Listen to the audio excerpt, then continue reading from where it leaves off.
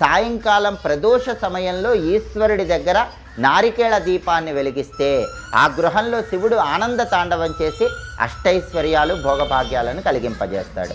ఈ నారికేళ దీపాన్ని ఎలా వెలిగించాలంటే కార్తీక మాసంలో వచ్చే సోమవారం కానీ లేదా ఏ నెలలో వచ్చే సోమవారం అయినా సరే ప్రదోష కాలంలో సాయంకాలం పూట పరమేశ్వరుడి చిత్రపటానికి గంధం బొట్లు కుంకుమ బొట్లు అలంకరించాలి. లేదా శివలింగం ఉన్నట్లయితే శివలింగానికి గంధం బొట్లు అలంకరించాలి. ఆ తర్వాత ఈశ్వరుడి చిత్రపటం దగ్గర లేదా శివలింగం సన్నిధిలో ఒక పీటని ఏర్పాటు చేసి ఆ పీటకు పసుపు రాసి కుంకుమ బొట్లు పెట్టాలి. ఆ పీట మీద బియ్య పిండితో ముగ్గు వేయాలి. అలా ముగ్గు వేసిన తర్వాత ఆ పీట మీద ఒక రాగి పళ్ళెన్ని ఏర్పాటు చేయాలి.